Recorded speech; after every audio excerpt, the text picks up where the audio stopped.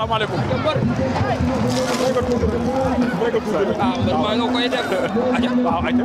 waaw le grand champion Jules bu Saly.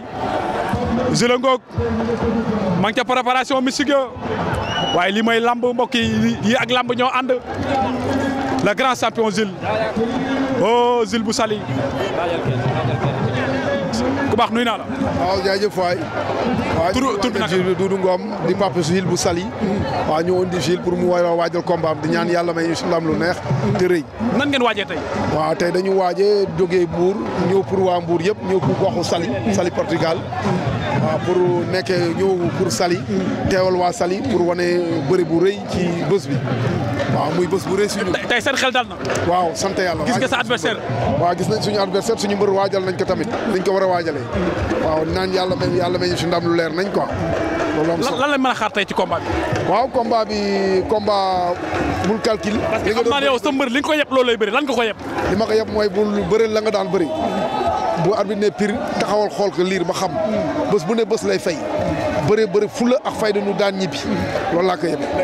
waaw jërëjëf léegi xaaral ma ji fexe am champion bi. waaw moom fu mu toll nii mu ngi ci préparé Ousmane Gandigal jël ko jël mu ngi taxaw Gandigal mu ngi la. mbokk internet yi maa ngi taxaw ak roi des arènes de Thiès.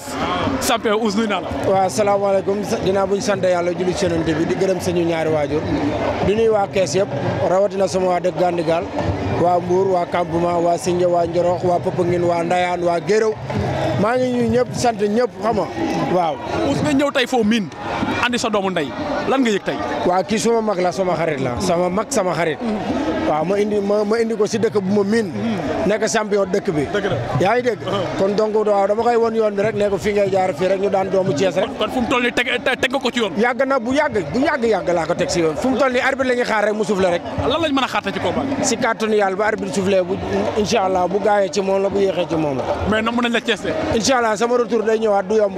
amateur yi neneen namm neen sa combat. Modou Anta laa soxla Thiès. Modou Anta mooy sama retour na Thiès incha allah. Thiès Modou Anta nga fi am comme adversaire. dama fi jógee. am fi défaite. dugg Dakar am fa victoire.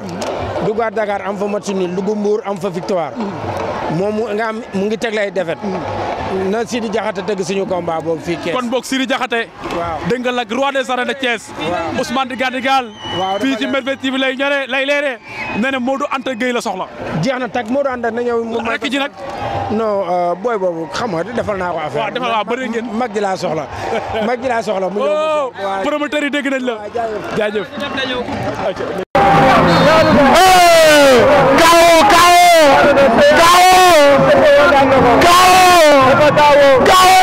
dafa kaawo